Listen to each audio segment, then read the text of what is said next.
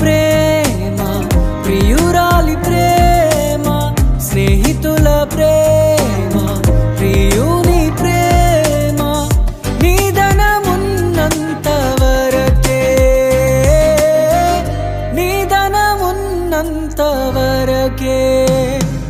మన జీవితం ఒక యాత్ర, మన గమ్యమే ఆ యేసు. మన జీవితం ఒక పరీక్ష,